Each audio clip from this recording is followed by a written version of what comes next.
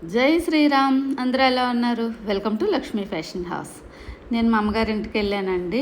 మొన్న ఆల్రెడీ చెప్పాను. ఇది ఆంజనేయ స్వామి గుడి అనమాట. వాళ్ళ ఊర్లోనే ఉంటుంది, వాళ్ళ వీధిలోనే ఉంటుంది అనమాట. అటుపక్క వాళ్ళే మ్యాక్సిమం కమిటీగా ఏర్పాటు చేసుకుని ఫ్యామిలీ అంతా కూడా దీనికి కట్టించారనమాట. ఇక్కడ శ్రీరామనవమి అయిపోయిన తర్వాత మంగళవారం పండుగ చేస్తారు. అప్పుడు వెళ్ళాను నేను మంగళవారం నాడు. చాలా బాగా. ఎక్కడికి వెళ్ళిపోతున్నావు? ఎక్కడికంటే ఒకటి చూపిస్తాను నీకు. నా చిన్నప్పటి నుంచి ఉండేది అది అక్కడ ఉందో తెలియదు. ఆ చెరువు తవ్వేటప్పుడు పెట్టారో తెలియదు. మా పూర్వీకులకు కూడా ఎవరికి దాని గురించి తెలియదు అనమాట. కనీసం ఏ ఇన్ఫర్మేషన్ కూడా ఇప్పటి వరకు ఎవరికి తెలియదు. కాకపోతే అక్కడ పూజలు కూడా ఎప్పుడు ఎవరో చేయలేదు. ఎందుచేతనో తెలియదు. చెరువు నిండా నీరు ఉండడం వల్ల ఏటో కానీ ఏంటో చెప్పు.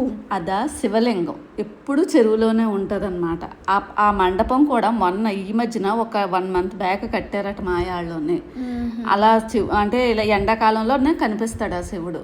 మిగతా ఏ రోజుల్లోని నీటిలోనే ఉంటుంది అనమాట.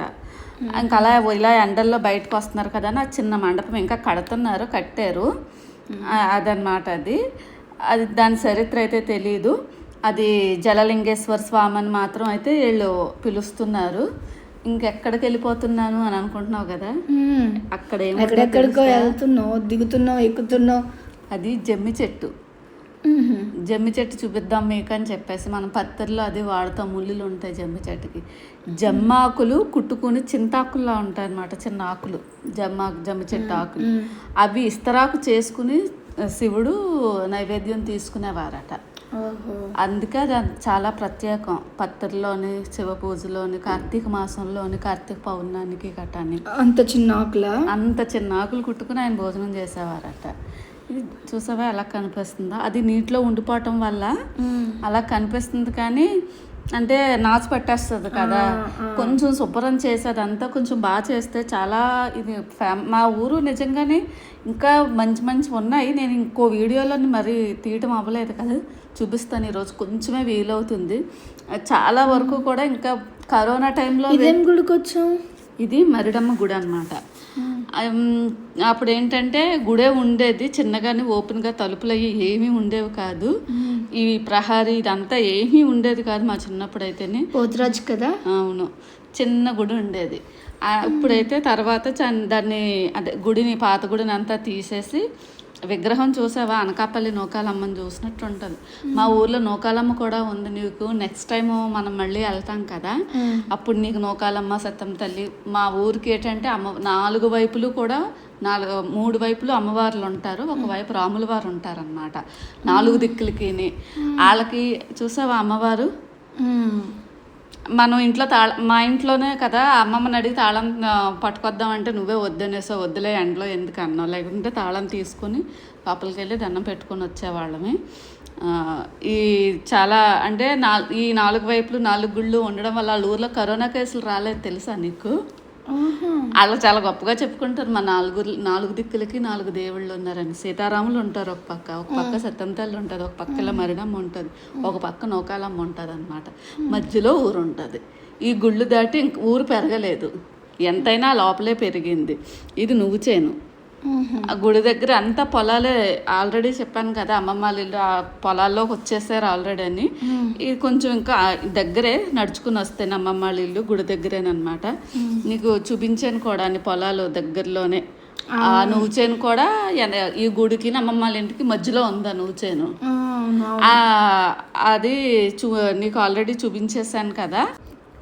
నీకు నువ్వులు ఎలా పండిస్తారు నువ్వు ఎప్పుడైనా చూసావా? నువ్వు చేన్ని చూడలేదు. అవి ఎలా పండిస్తారు, అవి ఎలా కాయలు వస్తాయి, నువ్వులు అంత చిన్నవి ఉంటాయి, అవి ఎలా ఉంటాయి అన్నది కూడా నీకు క్లియర్గా చూపిస్తాను. దీని తర్వాత వెనకాతలే గుడి వెనకాతలే ఉన్నాయి కదా నువ్వుచేలన్నీ కూడా చూపిస్తాను. రా నాతో పాటు. ఇంకేమేమి పండిస్తారు మీరు? మేము అని అంటే మా ఊర్లోనే వేరుశనగ పండించేవాళ్ళు. ఇప్పుడు వేస్తున్నారో లేదో నాకు తెలియదు. నువ్వులు పండిస్తారు, కందులు పండించేవాళ్ళు, పెసలు, మినువులు అవన్నీ పండిస్తారు. ఇంకా ఏంటవి ముందు వీడియోలో చూపించాను కదా బొబ్బర్లో, అనువులు అవన్నీ కూడా పండిస్తారు. చూసావా నువ్వులు ఉంటాయి ఆ కాయలోని. ఓకే. అది ఎవరో పేర్చినట్టుగా ఎంత చక్కగా ఉంటాయో ఆ కాయలో నువ్వులు ఒకటి మనం ఏదో గుచ్చుతో అంటే ఒక అల్లికలో చేరుస్తాం చూసా, ఒక పోసని లైన్గా కరెక్ట్గా, అది సైడ్ అటు ఇటు అవ్వకుండా లైన్ మీద అంత చక్కగా ఉంటాయి. భలే అందంగా ఉంటాయి. ఇలా తీసి నువ్వులను తీసామంటేని చాలా బాగుంటుంది. అదిగో అది తెల్లగా కనిపిస్తుందా, అది ఎండేటప్పటికి దానిపైన నల్లగా పొర తెల్లగా ఉన్నది నల్లగా అయిపోతుంది ఇదంతా ఎండిపోతుంది. ఎండిపోయిన తర్వాత దీన్ని మొత్తం తీసేస్తారు. అంటే వరి చేను చూసావా, అమ్మమ్మ వాళ్ళ ఇల్లు కనిపిస్తున్నాయి అక్కడ,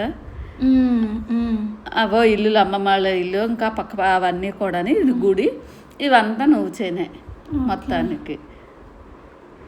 అంత అంటే అన్ని పొలాల్లోనే కాబట్టి అలా కనిపిస్తాయి అన్నమాట. ఇదేంటి ఏం చేస్తున్నారు? ఈయన నేను కూడా అడిగాను, ఏంటది విచిత్రంగా ఉంది, నేను కూడా ఎప్పుడూ చూడలేదని చెప్పేసి. చిన్నప్పుడు ఇలా నువ్వుచెలకి మామిడి తోటలకి, అటుపక్క మామిడి తోటలు, రోడ్డు కాదు పొంతకు అవతల పక్క ఇవతల పక్క నువ్వుచేలు ఉన్నాయి. కోతులు ఇంకా ఆగుతాయి ఏంటి, ఇంటి మీద వచ్చి ఉండగా కొట్టుకెళ్ళిపోతాయి మా ఊర్లో. అవునవును, ఒకసారి అలానే అయ్యింది. ఈయన కోతును కొట్టడానికి అని చెప్పేసి కూర్చున్నాడు అనమాట. పంట పాడైపోతే మరి కష్టం కదా, భోజనానికి కూడా వెళ్ళలేదట. మధ్యాహ్నం 2:30 అయింది. అదేంటని అడిగితేనే మా ఏమో వాళ్ళు ఊర్లో వాళ్ళే కదా, నాకైతే ఆయన మరి తెలీదంటే తెలిసే ఉండొచ్చు, మర్చిపోయానేమో, చాలా రోజులైంది కదా. మాయ చూపిస్తున్నాడు అనమాట. అదేంటి నీకు చూపిస్తాను రా అని చెప్పి తీసుకెళ్ళాడు. అదేంటి తెలుసా, స్ప్రే, బాడీ స్ప్రే.